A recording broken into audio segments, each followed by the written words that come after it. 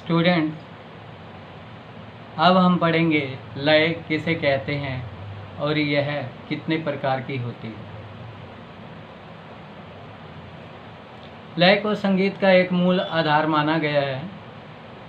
लय के बिना गायन अधूरा माना जाता है। संगीत के क्षेत्र में समय की नियमित गति को लय कहते हैं। ध्वनि की उत्पत्ति में नियमित गति होती है, अर्थात लय का विशेष योगदान रहा है संगीत में। आपने देखा होगा कि जितने भी सॉन्ग आप सुनते हैं उन सभी सॉन्ग्स में रिदम ज़रूर प्ले की जाती है, यानी कि ताल वाद्य यंत्र। ताल वाद्य यंत्र बजाने का यही मेन मकसद होता है गायन के साथ, ताकि उसकी जो लय है वो बरकरार रहे। लय से गायन वादन में एक क्रम सा आ जाता है जो मन पर विचित्र प्रभाव डालता है। हमारे संगीत संसार में श्रुति निर्मता लय पिता का सिद्धांत प्राचीन काल से ही चलता आ रहा है। लय के प्रकार, लय के 3 प्रकार होते हैं। पहला विलंबित लय, दूसरा मध्य लय, तीसरा द्रुत लय। विलंबित लय, जिस लय की गति बहुत धीमी होती है उसे विलंबित लय कहते हैं। ख्याल, ध्रुपद, धमार विलंबित लय में गाए जाते हैं। मसीत खानी गतें भी विलंबित लय में बजाई जाती हैं। इस लय में संगीत के लिए तीव्रा जो भी गायन हैं उनके साथ विलंबित लय में किन किन तालों का प्रयोग किया जाता है उसके बारे में इसमें बताया गया है। तीव्रा ताल, 4 ताल, झूमरा, धमार, तिलवाड़ा, 3 ताल, ये सभी तालें विलंबित लय में बजाई जाती हैं। विलंबित ही गायन में इनका प्रयोग किया जाता है। विलंबित लय से गायन में गंभीरता उत्पन्न होती है। जब हम विलंबित लय में गाते हैं तो हमारे जो स्वर हैं वो सध जाते हैं और एक मिठास कंठ में उत्पन्न होने लगती है। ये हुआ हमारा विलंबित लय। दूसरा है मध्य लय, जिस लय की चाल ना अधिक धीमी हो ना अधिक तेज हो उसे मध्य लय कहते हैं।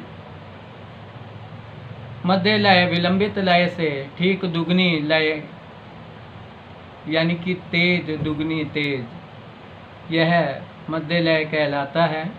छोटे ख्याल और रजाखानी गत में इसका प्रयोग किया जाता है। अब इसके बारे में बताया जा रहा है कि ये किन किन गायन शैली या किन किन बजायन शैली के साथ इसका प्रयोग होता है इस लय का। छोटे ख्याल, यह एक प्रकार का गायन का ही पार्ट है जिसे छोटा ख्याल कहते हैं। और दूसरा है रजाखानी गतें। रजाखानी गतें सितार पर बजाई जाती हैं। मध्य लय में इन गतों का प्रयोग किया जाता है। इस लय में किन किन तालों का प्रयोग करते हैं उसके बारे में हम पढ़ेंगे। दादरा ताल, झप ताल और 3 ताल मध्य लय में बजाई जाती हैं। तीसरा है द्रुत लय। द्रुत लय, जैसे कि अभी आपने पढ़ा, विलंबित लय अति धीमी लय होती है।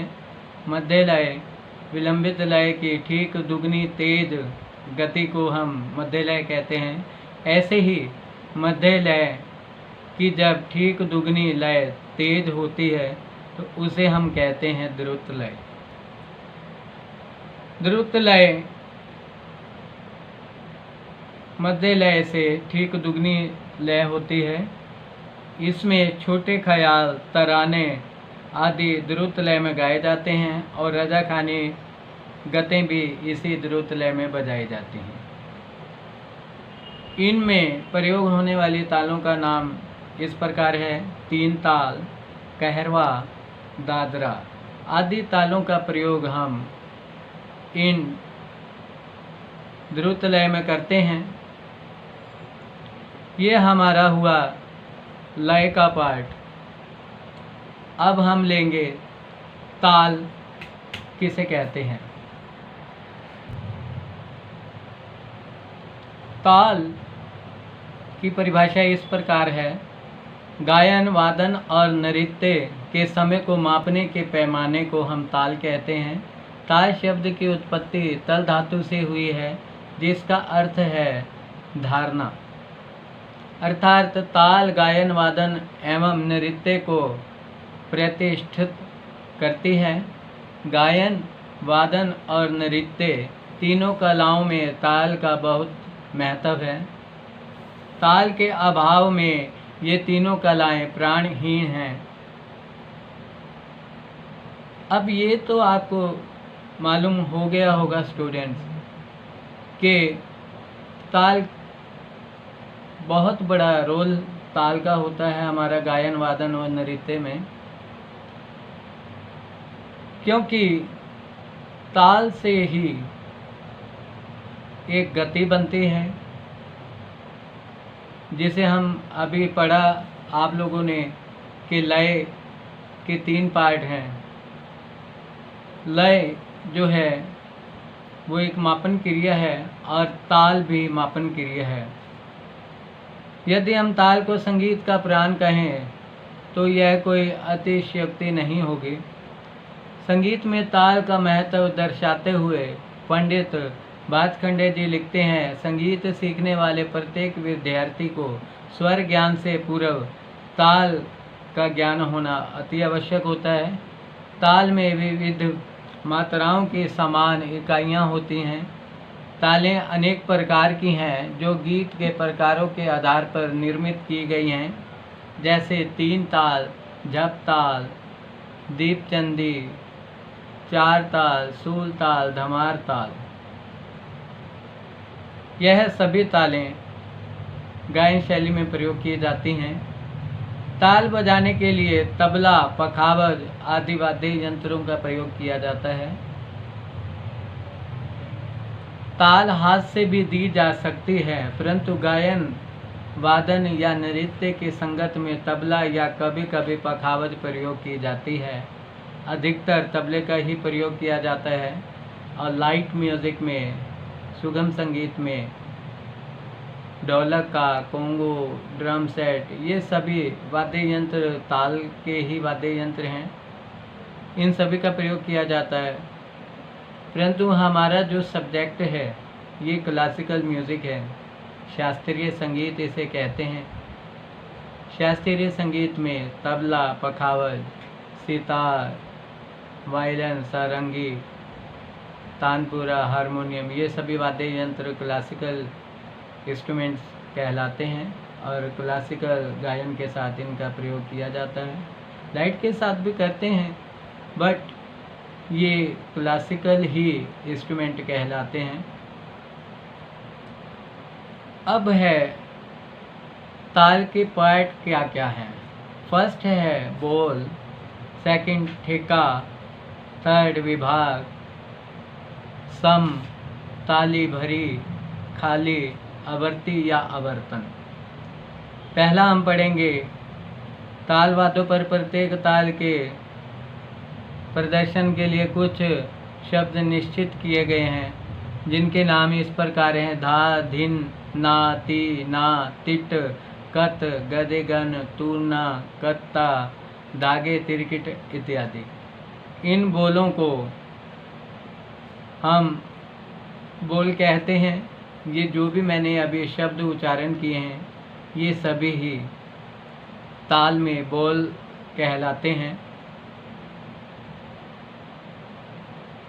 जैसे कि कहरवा ताल है धागे, नाती, नक, धिन्ना, ये 8 मात्राएं, या यूं कहें कि ये 8 बोल कहरवा ताल के बोल माने गए हैं, तो यही बोल कहलाते हैं। नेक्स्ट है ठेका।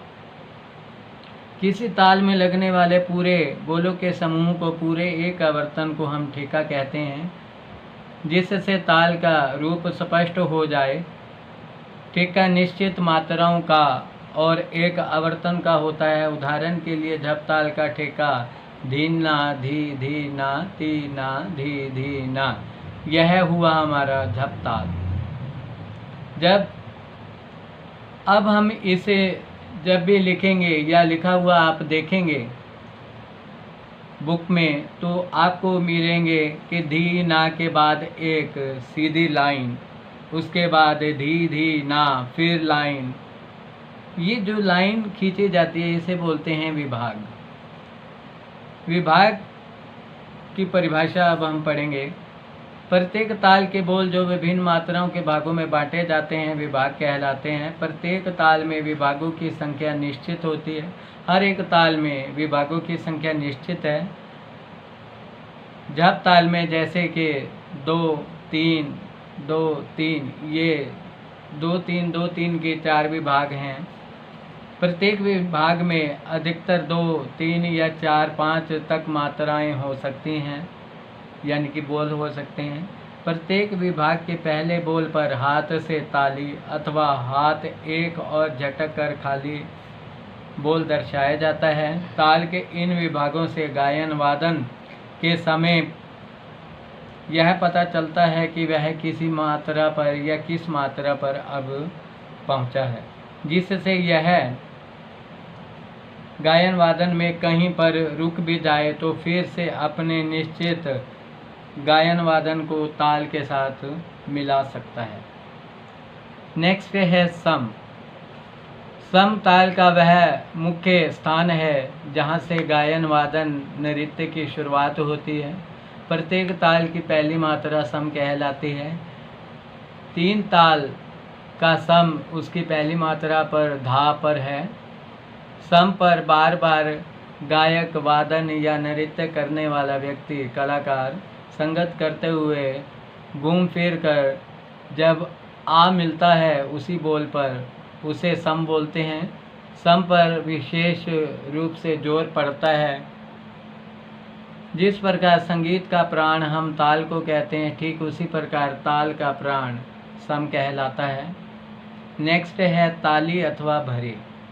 सम के अतिरिक्त अन्य विभागों की प्रथम मात्रा पर पड़ने वाली ताली को हम थाप को ताली या भरी कह सकते हैं। जैसे 3 ताल में 5वीं और 13वीं मात्रा पर ताली है। 3 ताल में इन दोनों स्थानों पर ताली बजाई जाती है और हाथ पर ताल बजाते समय ताली बजाकर धा का बोल बोला जाता है। नेक्स्ट है खाली किसे कहते हैं। किसी ताल के विभाग की पहली मात्रा जहाँ पर सम या खाली नहीं होती वहाँ तबले पर ता अथवा 3 का बोल बजाया जाता है और हाथ पर ताल बजाते समय ताली ना बजाकर हाथ से या हाथ को हिलाकर खाली किया जाता है, खाली का इशारा कर दिया जाता है। सम पर आने के लिए अपनी कितने विभाग बाकी हैं, ताल में खाली की संख्या 1 से अधिक भी हो सकती है। नेक्स्ट है आवर्ती या आवर्तन। किसी भी ताल के पूरे बोलों या किसी गीत या गत के बोलों को सम से सम तक कहने की क्रिया को आवर्तन कहते हैं या आवर्ती कहते हैं। यानी कि एक राउंड। माना कि हमारे ताल कहरवा 8 बोलों की ताल है, धागे नाते नक धिन्ना, यहाँ तक हमारा एक आवर्तन हुआ। फिर जब हम दोबारा से इसे बोलेंगे तो 2 आवर्तन, तीसरी बारी बोलेंगे तो 3 आवर्तन। ये एक सर्कल चलता रहेगा 8-8 बोलों का। एक सर्कल को ही हम आवर्तन कहते हैं। स्टूडेंट